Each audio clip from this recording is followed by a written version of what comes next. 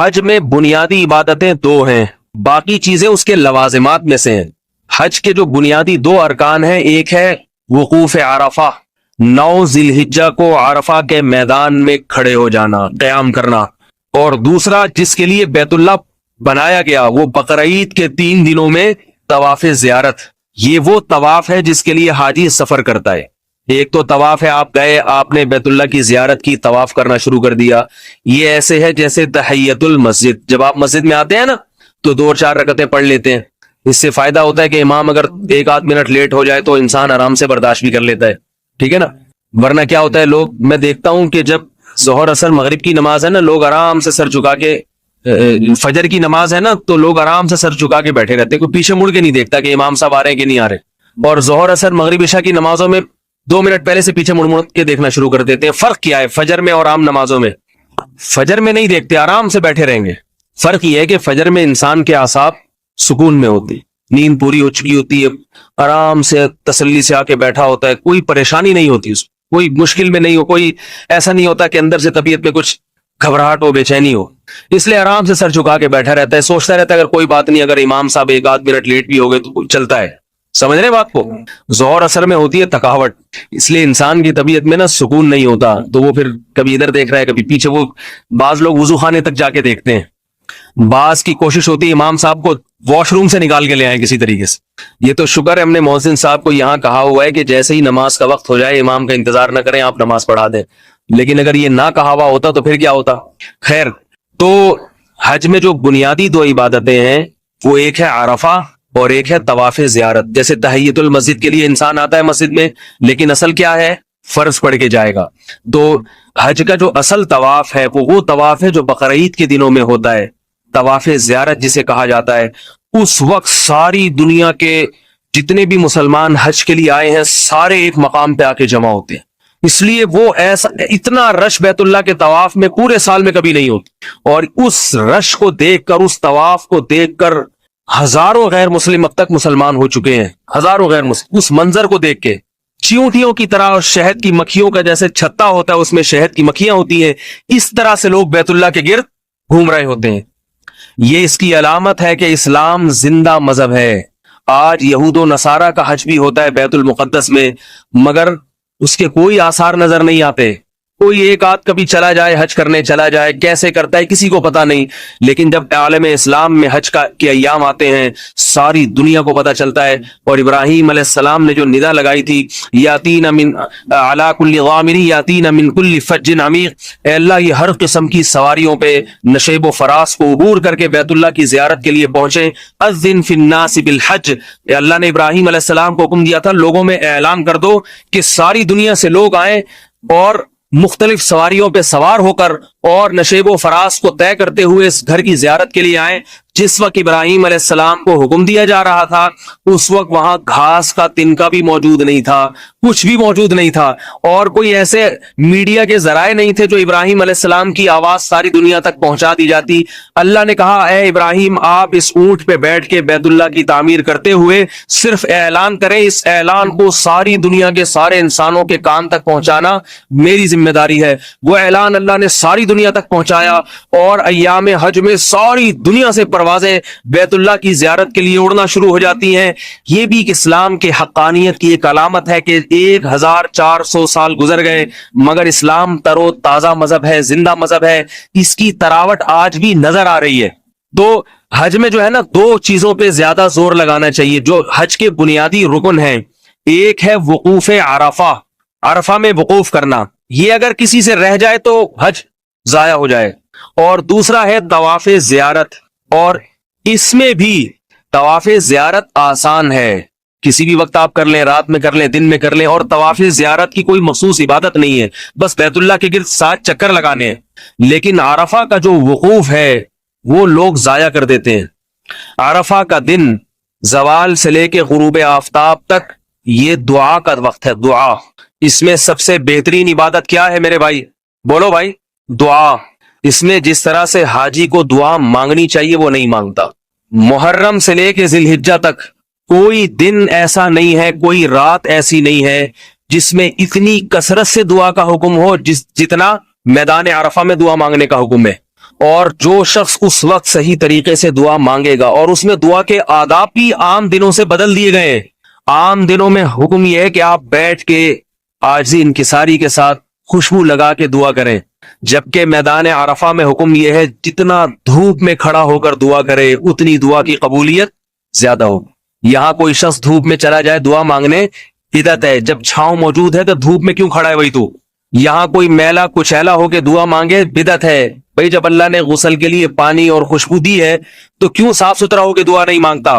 لیکن میدان عرفہ میں حاجی کا میل کچیل، اس کے پراگندہ بال اور دھوپ میں کھڑے ہو کر اللہ کے سامنے گڑ گڑانا، اللہ کو یہ عمل حاجی کا بہت زیادہ محبوب ہے۔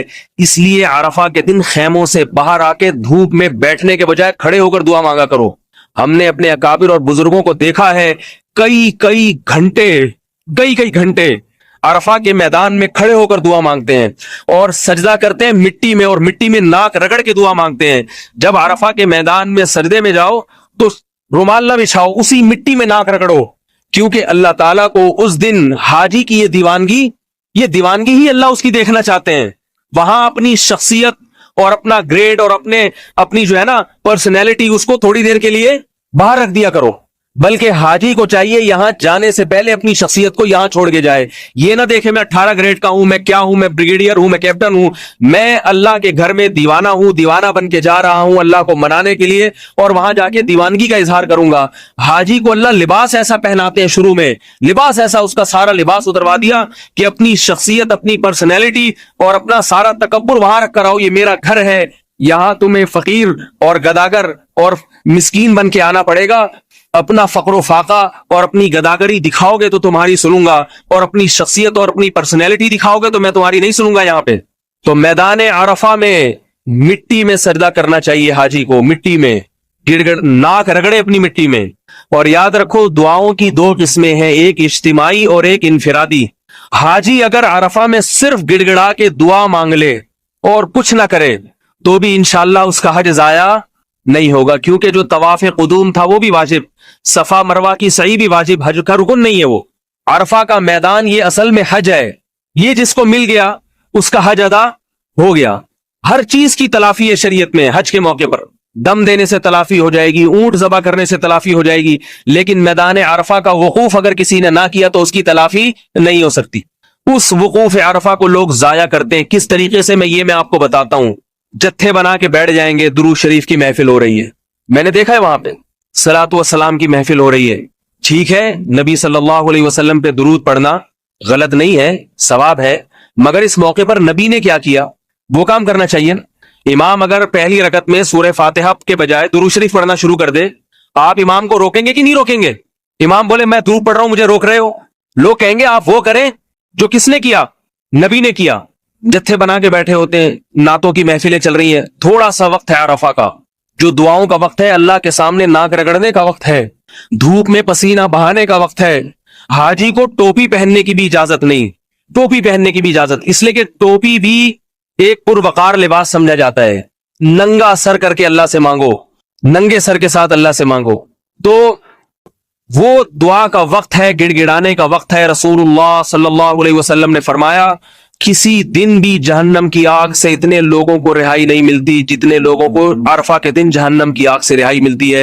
اور ایک حدیث میں آتا ہے کہ لوگوں کا گڑ گڑانا اور اللہ سے توبہ استغفار کرنا، اس عمل کو جب شیطان دیکھتا ہے تو اپنے سر پہ خاک ڈالتا ہے، مٹی ڈالتا ہے کہ خدا کی قسم آج کے دن میں جتنا ذلیل اور رسوا ہوا پورے سال کبھی بھی اتنا ذلیل اور رسوا نہیں ہوتا۔ اس وقت لوگ اجتماعی اعمال میں لگ جاتے ہیں، اجتماعی جتھوں کی شکل میں بیٹھے ہوئے ہیں۔ دعا اجتماعی بھی جائز ہے، مگر عرفات کے دن انفرادی دعا افضل ہے۔ بات آ رہی ہے سمجھ میں کہ نہیں آ رہی؟ کیونکہ انفرادی دعا میں انسان گڑ گڑاتا زیادہ ہے اور اس کا اللہ سے تعلق مضبوط ہوتا ہے انفرادی۔ اجتماعی میں تو ایک ڈرائیور ہے بس لے کے چلا رہا ہے اور پیچھے آپ کیا کر رہے ہیں؟ آمین آمین، جائز وہ بھی ہے، میں یہ نہیں کہہ رہا ناجائز ہے، لیکن عرفہ کے دن اجتماعی دعاؤں میں نہ لگا کرو بلکہ انفرادی مانگو، انفرادی اللہ سے دعا مانگو، گڑگڑاؤ اللہ کے سامنے۔ اور وہاں لوگ کیا کر رہے ہوتے ہیں؟ عرفہ میں ویڈیو بنا رہے ہوتے ہیں، اپنی گروپ فوٹو بنا رہے ہیں۔ یہ چھچوری حرکتیں ہاکس پے کے لیے رکھو۔ سی وی یو جب جاتے ہو نا نہانے کے لیے، مسلمان چھچورا بھی ہوتا ہے، पाकिस्तानी तो होते हैं, ये छिछोरी हरकतें कहाँ के लिए रखो मेरे भाई? सुन लो ना कि समझ में आ रही है बात? ये जो छिछोरापन है ना, ग्रुप फोटो फिर मुख्तलिफ स्टाइल से तस्वीरें, मेरी भी प्रोफाइल पे बाज लोग तस्वीर डाल देते हैं, मैं डांट के हटवाता हूँ। ये जो वीडियो बयानात उलमा के शुरू हुए हैं, ये एक जरूरत और हाजत के तहत शुरू हुए हैं। इसका ये मतलब नहीं कि मुख्तलिफ स्टाइलों की उलमा की तस्वीरें ले लेके आप फेसबुक पे लगाते रहें। ये फनकारों अदाकारों पे ये चीजें अच्छी लगती हैं, ये दीनदार तबके पर ये चीजें अच्छी नहीं लगती। एक मौलवी साहब ने मुझे फेसबुक पे अपना अकाउंट दिया, मैंने देखा तो वो काला चश्मा पहन के हॉक्स पे खड़े हुए उनकी एक तस्वीर, मौलवी साहब। मैंने क्लिक किया तो दूसरी तस्वीर आई, सीवीयू पे टांग रख के लेटे हुए हैं स्टाइल। मैंने उनको फोन किया, मैंने कहा आप क्या किसी फिल्म के अदाकार हैं या ड्रामे के एक्टर हैं या मौलवी साहब हैं? मुख्तलिफ पोज से मुख्तलिफ किस्म की तस्वीरें बनाई हुई। तो लोग वहां भी ये करते हैं, ग्रुप फोटो बैतुल्ला के सामने खड़े होकर, अरफा में अपना एक अलग फोटो। ये छिछोरापन कहाँ के लिए मेरे भाई? जब हॉक्स में नहाने के लिए जाया करो या सीवीयू वगैरह के चक्कर लगो, वहां ये छिछोरी हरकतें मुसलमान पे जचती हैं। बैतुल्ला में ये काम ना किया, खास तौर पे अरफा का दिन, उसमें इबादत में अपने आप को लगाओ। वापसी पे एक एहराम बांध के एक खिंचवा लो, शो भी मारनी है ना कि हम गए थे, कैसे लग रहे थे। वो वापसी के लिए जब शैतान को कंकरियां मार के सब फारिग हो जाएं, सारे काम हो जाएं, उसके बाद जब एहराम की पाबंदियों से निकल जाएं, हज खत्म हो जाए तो चलो ठीक है, डिजिटल तस्वीर को बाज़ उलमा जायज कहते हैं, तो उस हद तक चलो समझ में आता है। लेकिन आरफा के दिन ये काम ना किया करें, ग्रुप फोटो में लगे हुए हैं। उस वक्त अपने आप को इबादत में खपाने, और इबादत से क्या मुराद है मेरी? दुआ। बस दुआ मांगे मांगे मांगे, इतनी लंबी दुआ मांगे कि जिंदगी में इतनी लंबी कभी दुआ उसने ना मांगी हो। गिड़गिड़ाए, सारी चीजें अल्लाह से मनवा ले, सारे काम मनवा ले अल्लाह ताला से, इंशाअल्लाह वो इसके आसार अपनी जिंदगी में देखेगा। रसूलुल्लाह सल्लल्लाहु अलैहि वसल्लम ने फरमाया, हज मबरूर की जजा अल्लाह के यहाँ सिवाय मगफिरत और जन्नत के कुछ भी नहीं है। और जो हज करता है सही आदाब के साथ, फलम यरफुस वलम यफसुक, दो चीजें बताई नबी ने, एक फिस्को फजूर से काम ना ले, एक फुहश गोई ना करे। फुहश बातें, अपनी बीवी से भी शहवत की बातें करना एहराम के दौरान जायज नहीं है। बीवी से भी बदनजरी करना, वहां जाके लड़कियों को देखना, औरतों को देखना, बहुत सख्त पाबंदी है। अल्लाह का घर है, उसके आदाब भी इतने ही सख्त हैं। और एक बात अल्लाह ने कुरान में और बताई, फला रफसा वला फुसूका वला जिदाला फिल हज, फरमाए रफस भी नहीं, बेहयाई भी नहीं, फिस्को फजूर की कोई गुनाह का काम भी नहीं, और जिदाल भी नहीं, झगड़ा भी नहीं है। हज में झगड़ना नहीं है, झगड़ना नहीं। कोई हाजी का पांव आ गया आपके पांव के ऊपर, तेज बात में जवाब नहीं देना, सबर करना है, सबर। ट्रैवल एजेंसियां हाजी के सबर का बड़ा नाजायज फायदा उठाती हैं, फिर मैं ये किसी वक्त बताऊंगा। तो आपने ट्रैवल एजेंसियों की जो बदअखलाकियां हैं उस पर सबर भी करना है, और फिर आगे उनको मुंह तोड़ जवाब भी देना है, क्योंकि जवाब नहीं देंगे तो अगले साल वो हाजियों के साथ उससे ज्यादा बुरा सलूक करेंगे। जब वो बुरा सलूक करते हैं तो हाजी को जब गुस्सा आता है तो वो कहते हैं हज में क्या है, लड़ना नहीं है, झगड़ना नहीं। अपने बारे में अहकाम अलग है उनके, अपने बारे में तो ये भी सोचना चाहिए ना कि हाजी को परेशान करना भी नहीं है शरीयत में। जो हाजी से मुआहदे किए थे आपने, किस होटल में रिहाइश होगी, क्या खाना होगा, वो मुआहदे पूरे करना वाजिब है, वो तो पूरा करते नहीं। जब आपको परेशान करते हैं, आप जब ट्रैवल एजेंसी वाले से लड़ते हैं, हज एजेंसी वाले से कि भाई ये तू क्यों, तो फौरन कहता है कुरान की आयत उसने याद की भी होती है, वाला जिदाला फिल हज, में लड़ना झगड़ना नहीं है। तो आप वो आयत सुन के चुप हो जाए, बोले वाकई नहीं लड़ना, तो अल्लाह ने हज के बाद लड़ने की इजाजत दी है। उसका मोबाइल नंबर, उसका वो सब चीजें आपके पास होंगी। ये मैं आपसे अल्लाह का वास्ता देके कहता हूं, इनको बाद में छोड़ा ना करें ये लोग। जब हज मुकम्मल हो जाए तो यहां आके उसको पकड़े, उसकी कुट लगाएं अच्छे तरीके से, ताकि वो आगे हाजियों के साथ फिर वो आयत नहीं पड़ेगा कि हज में लड़ना नहीं। बोले अब हज खत्म हो गया है, अब क्या हो गया है, हज खत्म हो गया। लोग क्या करते हैं, इतनी टेंशन में 40 दिन रखा उनको, लोग बेचारे हज की वजह से सब्र करते हैं, और करना भी चाहिए, शरीयत का हुक्म है। वापसी पे आके लोग कहते हैं छोड़ो अब तो हो गया, बस छोड़ो, क्या करना, छोड़े नहीं। आप अगले हाजियों के लिए पहले से जमीन हमवार करें और उसकी जाके ठुकाई लगाएं, और ये मेरा क्लिप सुना भी दिया करें, एक बना लें, और ये जितने भी ट्रैवल एजेंसी वाले हैं ना, इनको सुना भी दें, तो आगे से इंशाल्लाह ये डर के रहेंगे। तो भाई हज में लड़ाई झगड़ाई नहीं है, हज में दुआ ज्यादा मांगनी है अल्लाह ताला से। बहुत से लोग माशाल्लाह यहाँ से भी हज के लिए जा रहे हैं, और बहुत से लोगों के फोन आते रहते हैं कि हज पे कोई बयान होना चाहिए। बयानात पहले भी बहुत ज्यादा मेरे हज पे हो चुके हैं, आज भी मैंने इरादा किया थोड़ा सा बयान करूं। बस उसका खुलासा यही है कि हज दीवानगी का नाम है, वहां जाके अल्लाह से अल्लाह की मोहब्बत का اظہار بھی کرنا ہے اور اللہ سے اللہ کی محبت مانگنی بھی ہے.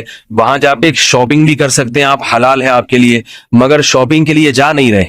لوگ بیت اللہ کی عبادت چھوڑ کے, ہم نے اپنے بزرگوں کو دیکھا ہے 6-6 7-7 گھنٹے بیت اللہ کے سامنے جا کے بیٹھ جاتے تھے, بس کوئی عبادت نہیں, بس بیٹھ گئے. بھائی اللہ کا گھر ہے, یہاں کے بیٹھ جاؤ. ماں باپ جب بوڑھے ہوتے ہیں ان کو خوشی ہوتی ہے ہمارا بچہ رہنے کے لیے ہمارے پاس آ جائے, کوئی بھی خدمت نہ کرے, بس جی بیٹی آئی ہوئی ہے رہنے کے لیے, بیٹا آیا ہوا ہے رہنے کے لیے, ہوتی ہے کہ نہیں ہوتی؟ تو اس طرح اللہ کو بھی خوشی ہوتی ہے میرا بندہ یہاں رہنے کے لیے آیا, بیت اللہ کے سامنے تکیہ لگا کے لیٹ بھی جائیں آپ تو بھی ثواب ہے, اگرچہ وہاں شرطیں لیٹنے نہیں دیں گے آپ کو, لیکن مقصد یہ کہ جیسے چاہیں آپ بیٹھ جائیں, بیت اللہ کو دیکھنا, وہاں جا کے بیٹھے رہنا, یہ بھی عبادت ہے. شاپنگ سینٹروں میں اپنا ٹائم ضائع نہ کریں, اپنی بیویوں سے کہیں یہاں چیزیں سستی ملتی ہیں, یہیں کا مال سارا وہاں جاتا ہے, یہیں سے وہاں جاتا ہے, وہاں سے خرید کے, جائے نمازیں یہاں سے جا رہی ہیں وہاں سے خرید کے حاجی لے آتا ہے, یہ بھی جائے نہ مسئلہ ہے. مجھے تو لگ رہا ہے کھجوریں بھی لیاری سے جا رہی ہیں, تو کھجور دیکھ لیا کریں یہ مدینہ کی ہے بھی یا نہیں ہے, یہیں سے کھجور جا کے یہیں سے گھما کے لے آتے ہیں, جی وہاں کی کھجور ہے. تو وہاں عبادت میں زیادہ وقت انسان کو خرچ کرنا چاہیے, اور گناہوں سے توبہ, کبیرہ صغیرہ گناہوں سے انسان توبہ کرے. اللہ تعالی ہم سب کو حج کی سعادت نصیب فرمائے, اور جن لوگوں نے حج کا ارادہ کیا ہے ان کے لیے حج کو آسان بھی فرمائے, اور حج کو تمام آداب کے ساتھ بجا لانے کی توفیق عطا فرمائے.